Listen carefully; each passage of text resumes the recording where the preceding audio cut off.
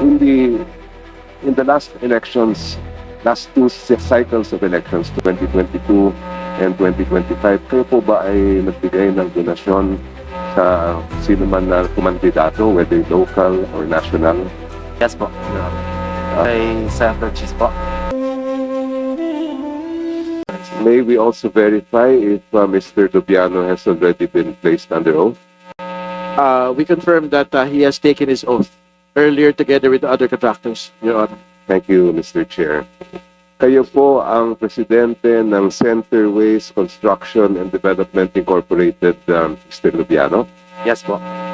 Kailan pa po kayo naging pangulo ng kumpanyang yan? Since 2009 po.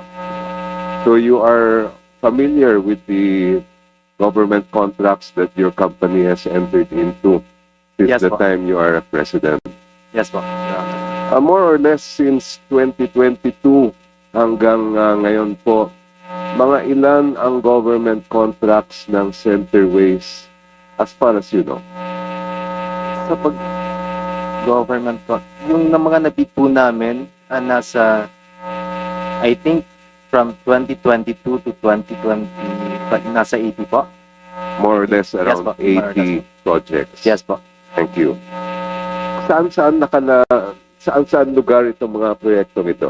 More on Bicol po. Bicol. Yes. Where in Bicol specifically, sir? Sorsogon, Your Honor. Meron kayo sa Sorsogon. Yes po. Meron din po kayo sa ibang mga lugar sa Bicol? Yes po. Depende po sa napapanalunan namin po sa bidding. Can you recall the places aside from Sorsogon? May Kamsur din po. May, depende po sa napapanalunan po namin. Pero mostly in Bicol po. Yes, you have some in Albay. Is that correct? Yes po, yes po. At 2001, I think. Some in Camarines Sur. Yes po, yes po. Also some in other provinces like Cebu and Masbate. Yes po.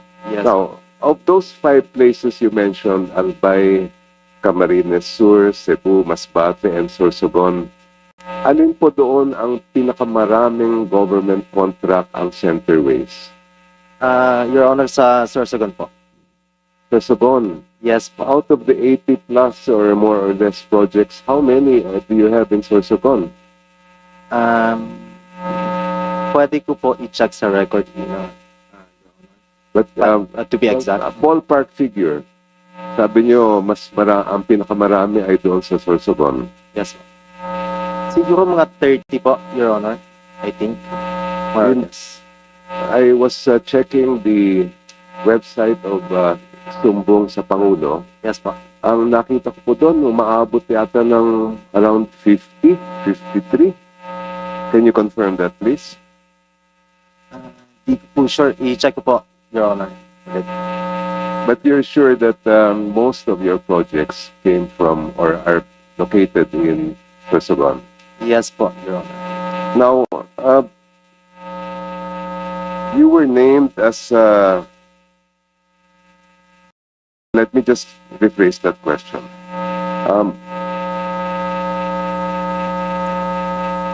Meron po ba kayong kamag-anak, asawa, o kaya kapamilya na nasa gobyerno ngayon? Yes po, Your Honor. Sino po sila? At anong kanilang posisyon? Po? Sino po sila? Yung Ah. sinasabi niyong kamag-anak ninyo. Kapatid ko po, Your Honor. And what is his position in government? Mayor po, ngayon. Sa isang bayan sa Sorsogon po. Saan po?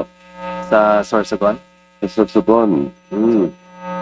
Aside from your brother or is that sister? Wala po akong sister. Sino pa po? Brother ko po, city councilor din po. Sa Sorsogon. Maliban doon sa dalawang nabanggit ninyo, meron po ba kayong ibang kamag-anak Wala na na po. nasa government?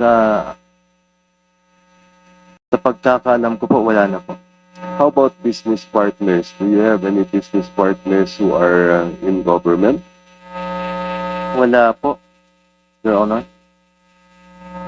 In in the last elections, last two cycles of elections, 2022 and 2025, kayo po ba ay nagbigay ng donasyon sa sino man na kumandidato, whether local or national, sa huli mga eleksyon? 2022, Your Honor? Yes. Yes po, Your Honor. Kanino po yun? Kay Senator Cheese po. Senator Cheese Escudero. Yes po. Aside from Senator Escudero, may I know if there have been other candidates for either national or local positions that you gave donations to? Wala na po, Your Honor.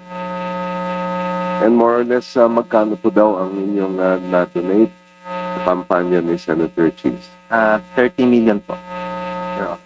30 million pesos. Yes, this was during the time that you already had government projects. That's right. Ano po? Sorry, Your Honor. Noong panahon na yun ay kayo ay meron ng mga proyekto o kontrata sa gobyerno. Yes po, since 2009 po. Thank you. No more questions, Mr. Chair. Thank you po.